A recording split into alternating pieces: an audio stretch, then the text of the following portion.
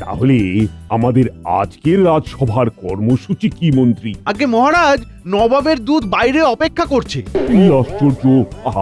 এতক্ষণ বলনি কেন? এই প্রহরী। প্রণাম মহারাজ। নবাবের দূতকে শীঘ্র আমার কাছে পাঠাও। যথাজ্ঞা মহারাজ।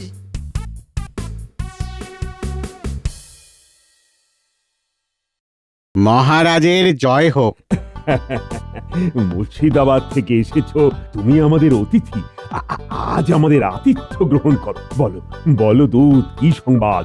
মহারাজ, মুর্শিদাবাদ থেকে নবাব জানিয়েছেন যে উনি এখন আসতে পাচ্ছেন না, পরে যখন আসবেন তখন জানিয়ে দেবেন।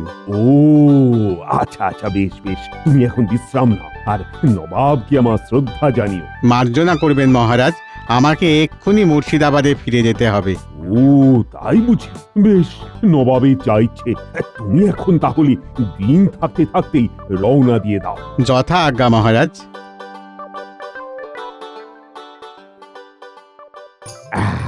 তাহলে নবাব এখন আসছেন না। আচ্ছা মন্ত্রী, তুমি রাজকোষের অবস্থা বলো তো। রাজকোষের অবস্থা এখন বেশ ভালো। তা প্রজারা ঠিক মতো খাজনা দিচ্ছে তো? আগে তা দিচ্ছে মহারাজ। এই বছর ভালো ফসল হয়েছে, কারিগররাও সবাই ভালো আছে, বণিকেরাও ভালোই ব্যবসা করেছে। মহারাজের মনে হয় রাতে ভালো নিদ্রা হয়নি। অবশ্য আমারও হয় না, বড় মশার উপদ্রব মহারাজ। আপনাকেও কি রাতে মশাই বিরক্ত করে মহারাজ? না হে গোপাল, মশারা আমার কাছে আসার ঠিক সাহস পায় না। আসলে মাথা ঘামানোর মতো কাজ না থাকলে ঘুম পায় বটে, যদিও সেটি খুব ভালো লক্ষণ নয় বলেই আমার মনে হয়। তাহলে মহারাজ, আমাদের কর্মসূচি দাঁড়ালো যে কিচ্ছু না, সব যখন ঠিকঠাক চলছে তখন আমি ভাবছি একবার ভ্রমণে যাব পাহাড়ে, সাথে তোমাদের রানীমাও থাকবেন। একদম ঠিক বলেছেন মহারাজ, এটা আমারও মনের কথা।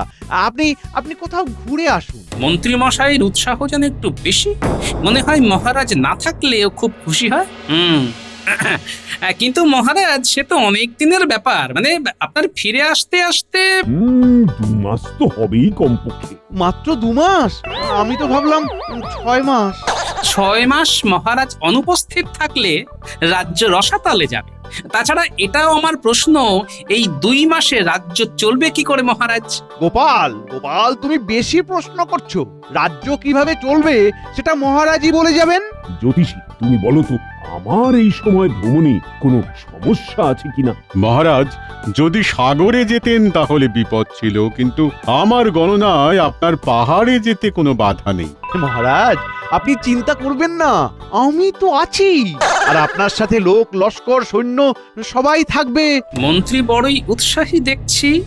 কিন্তু মহারাজ, আমার মনে হয় এক্ষুনি আপনার যাওয়া ঠিক হবে না। কিছুদিন ধৈর্য ধরে যান মহারাজ। আশ্চর্য!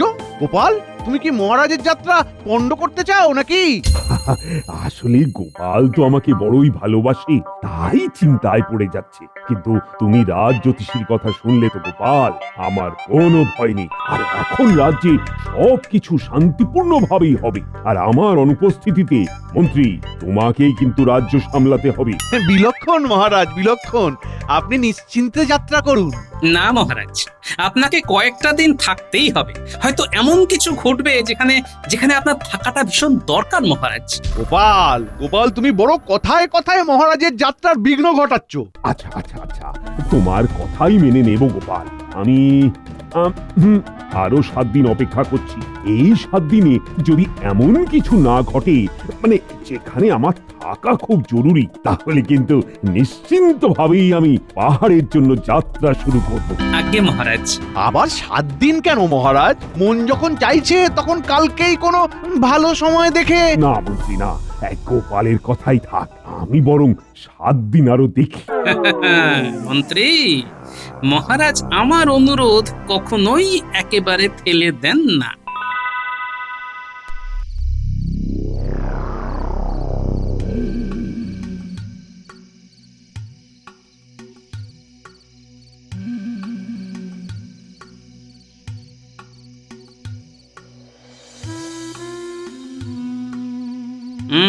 ব্যাপারটা দেখতে হচ্ছে। মন্ত্রীর ভাবসাব আমার মোটেই ভালো লাগছে না।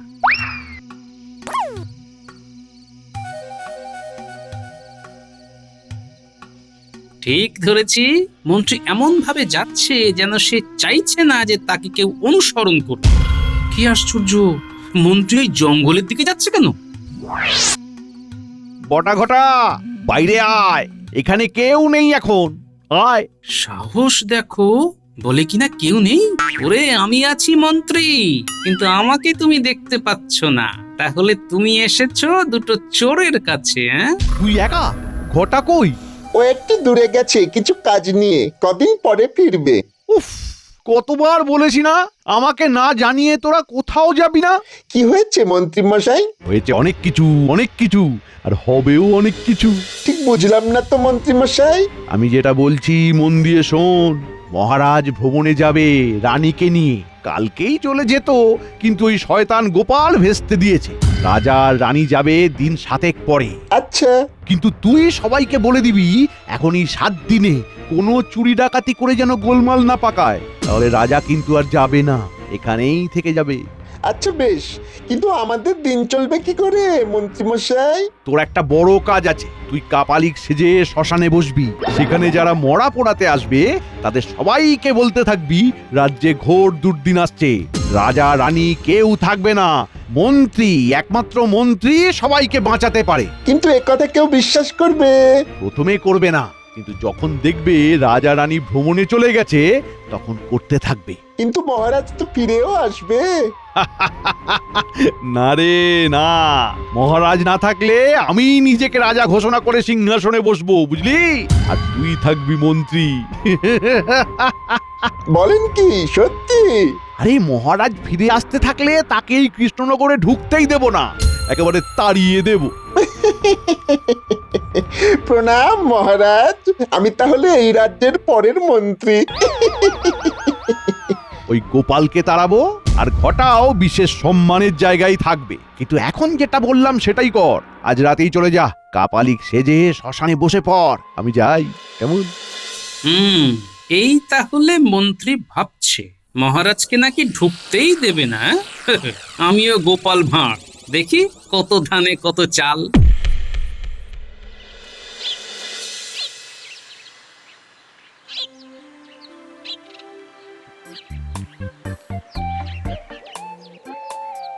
বলো বলো গোপাল। মহারাজ, এই বাগান তো বড়ই মনোরম, আপনি এখানে ঘুরেই তীর্থ ভ্রমণের স্বাদ পেতে পারেন। কি জানো গোপাল, এই বাগানে আমি বহুদিন ধরেই ঘুরছি, আনন্দও পাচ্ছি, কিন্তু এই মুহূর্তে রাজসভাতে বিশেষ কাজ নেই যখন, তখন ভাবি যাই যাই একটু পাহাড়ে ঘুরে আসি। আর পাহাড় তো খুব সুন্দর। আমার তো আবার পাহাড়ে ওঠার কথা ভাবলেই বুক একেবারে ধড়ফড় করে। গোপাল, পাহাড়ে উঠতে গেলে তোমাকে যে আরেকটু রোগা হতে হবে। সর্বনাশ, রোগা হওয়ার উপায় যে আমার জানা নেই মহারাজ। প্রণাম মহারাজ, রানীমা এক্ষুনি আপনাকে অন্দরমহলে ডেকে পাঠিয়েছেন। সে কি, হঠাৎ কি হলো? ঠিক আছে ঠিক আছে, তুমি যাও। এত সকালে রানীমা ডাকছে কেন মহারাজ? চলো তো গোপাল, চলো। কি হয়েছে রানী? সকালবেলায় ঘর পরিষ্কার হয় তুমি জানো। হ্যাঁ তো। আজ পরিষ্কার করতে গিয়ে এটা আবিষ্কার হয়েছে। এটা দেখে মনে হচ্ছে অনেক পুরনো, কিন্তু এতে একটা ছড়া লেখা আছে। ছড়া? সে কি? মহারাজ, এ কোনো গুপ্তধনের সংকেত নয় তো? কি বলছো গোপাল? কিন্তু এটাই প্রাসাদের অন্দরমহলে এলো কি করে? হতে পারে মহারাজ, অনেক দিন ধরে আসবাবপত্রের কোনো ভাঁজের মধ্যে আটকে ছিল, আজ মুক্তি পেয়েছে। দেখি দেখি। সাবধানে ধরবেন মহারাজ, অনেক পুরনো তো, ছিঁড়ে যেতে পারে। এই যেন মনে হচ্ছে ধাঁধা। আচ্ছা, রাজসভায় এটি নিয়ে আজ আলোচনা হবে। সভা কবি, শুরু করো। সবকিছুর মাঝে সব আছে, না বেশি দূর না বেশি কাছে। যদি যাও নৈরিতে আছে কাপালিক, শেষ প্রহরে খুঁজে না পেলে সবাইকে দিক। সবই সেখানে ভস্য, যে পাবে খুঁজে সে নমস্য। এ আমার কবিতা নয় মহারাজ। জানি জানি হে সভা কবি, এ তোমার লেখা নয়, এ এক অতি প্রাচীন পুঁথি। হ্যাঁ, সেই রকমই মনে হচ্ছে বটে মহারাজ। এ নিশ্চয়ই কোনো সংকেত। মহারাজ, এখানে কি কোনো গুপ্তধনের কথা বলা হয়েছে? সেরকমই কিছু মনে হচ্ছে। হ্যাঁ মহারাজ, এই গুপ্তধনের সংকেত। ওই যে বলা হয়েছে যে পাবে খুঁজে সে নমস্য। তার মানে কি কোনো মহান কেউ খুঁজে পাবে? তুমি পেতে পারো গোপাল, কারণ তুমি তো নিজেকে মহান মনে করো। কিন্তু এই ছড়ার ব্যাখ্যা করতে হবে তো, তাহলেই তো বোঝা যাবে। এ হচ্ছে গুপ্তধনের গুপ্ত সংকেত। মহারাজ, আমরা সবাই মিলে যদি চেষ্টা করি তাহলে এই ছড়ার ব্যাখ্যা হয়তো খুঁজে বার করা যাবে। কিন্তু মহারাজ, এটি একটি সাংঘাতিক ঘটনা। তা অবশ্য বটে। বিশেষ করে এটি যখন রাজবাড়ির মধ্যে থেকেই পাওয়া গেছে, তখন আমরা ভাবতেই পারি যে গুপ্তধন হয়তো এই রাজবাড়ির মধ্যেই আছে। মহারাজ, মহারাজ যদি আপনি অনুমতি দেন তাহলে আমরা রাজবাড়ির চারিদিকটা খুঁড়ে দেখতে পারি, হয়তো কোনো সুড়ঙ্গ। মন্ত্রী মশাই, আগে তো ছড়ার ব্যাখ্যা করা হোক। তুমি এসব পারবে না গোপাল, আমাকেই যা করার করতে হবে। মন্ত্রী মশাইয়ের মনে হচ্ছে গুপ্তধন খোঁজার ভীষণ তাড়া। কি বলতে চাইছো গোপাল? মহারাজ, গুপ্তধন থাকুক চাই না থাকুক, আমার অনুরোধ, এরকম অবস্থায় আপনি ভ্রমণে যাবেন না মহারাজ। আপনাকে এখানেই থাকতে হবে, আমাদের এটা ভীষণ বড় কাজ। হ্যাঁ হ্যাঁ, আমাকে তো থাকতেই হবে। আর তুমি বলেছিলে না, যদি কোনো বড় ঘটনা ঘটে তাহলে আমাকে থাকতে হবে। হ্যাঁ মহারাজ, এটা সত্যি বড় ঘটনাই বটে। আর তোমরা সবাই ভাবো, কাল রাজসভায় এই নিয়ে আলোচনা হবে।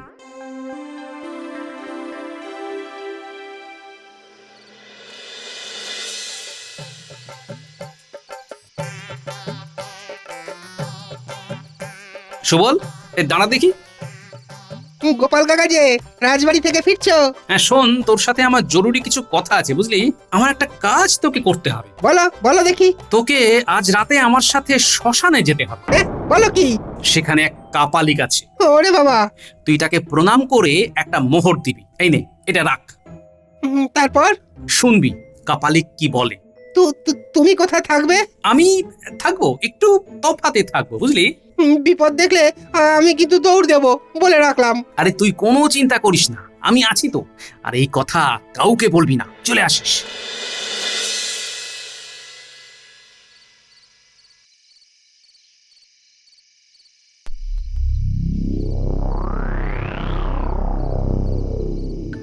ওরে বাবা, ওকে দেখেই তো ভয় করছে। কোনো ভয় নেই, যা এগিয়ে যা। কি চাস? বেশ বেশ, শোন রে, এই রাজ্যের ঘোর বিপদ। কি রকম বিপদ বাবা? এই রাজ্যের রাজা কদিন পরেই চলে যাবে, আর ফিরবে না। তোরা অনাথ হয়ে যাবি।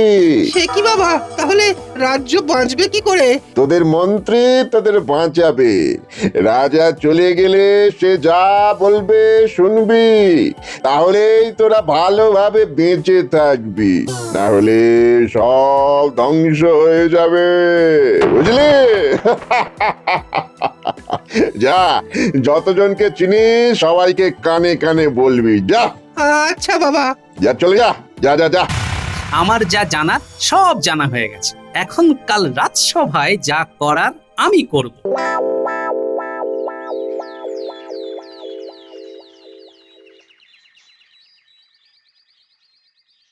ছড়ার মানে আমি বুঝে গেছি মহারাজ, এ খুব সোজা, আমরা জটিল করে ভাবছি। তাই নাকি?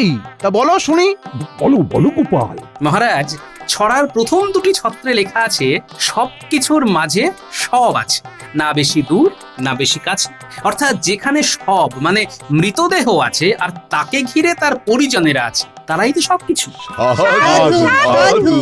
তার পরের ছত্রে বলা হয়েছে যদি যাও নৈরিতে আছে কাপালিক, শেষ প্রহরে খুঁজে না পেলে সবাইকে ঠিক। অর্থাৎ রাজবাড়ির নৈরিত কোণে যদি কিছু দূর যাওয়া যায় তাহলে আমরা পাবো শ্মশান। দেখুন মহারাজ, সব মিলে যাচ্ছে।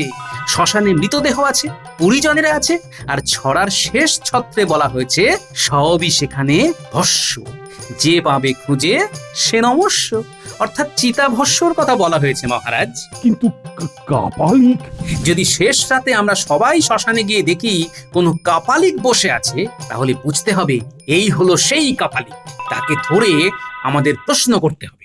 আমি গোপালের ব্যাখ্যার সাথে একেবারেই একমত নই মহারাজ। এইসব আষাঢ়ে কাহিনী গোপাল মনে মনে বানিয়েছে। আর শেষ রাতে যদি শ্মশানে কাপালিককে পাওয়া যায় তাহলে কি বলবেন মন্ত্রী মশাই? বেশ, তাহলে আজকে তোমরা সবাই যাবে শেষ রাতে শ্মশানে। যদি কাপালিককে পাওয়া যায় তাহলে তাকে ধরে আনবে। আমি জানতে চাই কেন এই ছড়া, আর কে সেই কাপালিক। শয়তান গোপাল, আমি বুঝে গেছি। এই ছড়া তুই বেটা বানিয়ে লিখেছিস আর রানীমার ঘরে কোনোভাবে ঢুকিয়ে দিয়েছিস। কিন্তু বটার কথা তুই জানলি কি করে? আজ তুই বোকা বনবি, বটাকে বারণ করে দেব।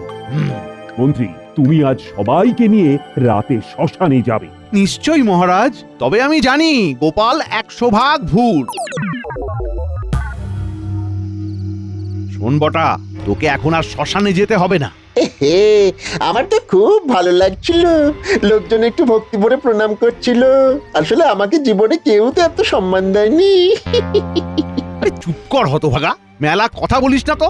যা বলছি সেটা শোন। এখন করা দিন যাবি না, এখানেই ঘাপটি মেরে থাক। সবে তো 3 দিন হয়েছিল। ঠিক আছে, আপনি যখন বলছেন তখন তো যাবই না।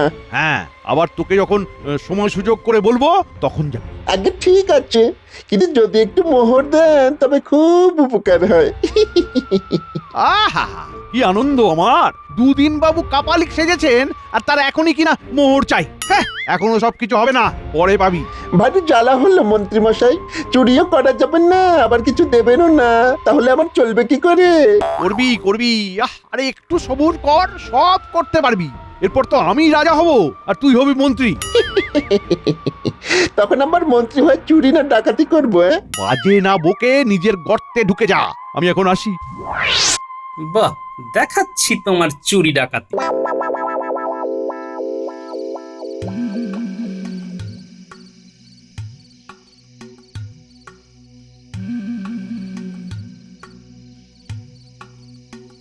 এই শেষ রাতে শুনেছি শ্মশানে প্রেত জাগ্রত হয়। খুব স্বাভাবিক, আমিও জানি। এখন মহারাজ বলেছেন যখন, তখন তো যেতেই হবে। আপনি বরং একটা ছড়া বলুন সভাকবি মশাই। রক্ষে করো গোপাল, আমার এমনিতেই ভূতের ভয় হাত পা ঠান্ডা হয়ে আসছে। কি জানি কি কপালে আছে। আমি গণনায় দেখেছি এই মুহূর্তে আপনার কোনো বিপদ নেই। আমি এইসব সামান্য জিনিসে ভয় পাই না, কিন্তু গোপাল তোমার এইসব বাজে কথায় সময় নষ্ট হলো, এমনকি রাতের ঘুমও নষ্ট হলো। যদি কাপালিক বলে কিছু না থাকে তাহলে ওই চিতাভস্মই তোমার জায়গা হবে, এ আমি বলে রাখলাম।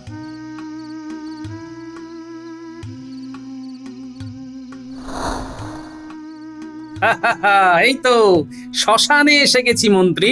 এত বিরক্ত হচ্ছেন কেন? ওই যে ধুনি জ্বালিয়ে কাপালিক বসে আছে। ওরে বাবারে, শয়তান বটা, তোকে আজ মজা দেখাবো। কি মন্ত্রী মশাই, ভয় পেয়ে গেলেন নাকি? এখন আর কোনো বলার বাধা রইল না যে গোপাল তোমার ব্যাখ্যাই ঠিক। মানে আমি মন্ত্রী, আপনাদের সবাইকে বিপদ থেকে রক্ষা করবার দায়িত্ব নিয়ে এসেছি, আর তাই আমি একাই যাব কাপালিকের সামনে। আপনারা সবাই এখানে অপেক্ষা করুন। সেই ভালো, আপনি যান, সাথে পেয়াদা নিয়ে যান। এই কাপালিক সেই ছড়ার কাপালিক নাও তো হতে পারে। ওটা যদি 150 বছর আগের পুঁথি হয় তাহলে কাপালিক কি 200 বছর ধরে এখানে বসে আছে? গোপাল যাই বলুক, এসে কাপালিক নয়। তাও আমাকে ব্যাপারটা দেখতে হচ্ছে। চলো চলো পেয়াদা, চলো। এই শয়তান বটা, তোকে আজ আসতে বারণ করলাম, তাও তুই এসেছিস। তোর এত কিসের কাপালিক সাজার শখ শুনি? তোকে তো বললাম রাজা বাইরে ভ্রমণে গেলে আমি হয়ে যাব রাজা আর তুই হবি মন্ত্রী। রাজাকে ঢুকতেই দেব না, সবাই তখন কাপালিকের কথাই বিশ্বাস করবে। যা যা, এখান থেকে উঠে চলে যা।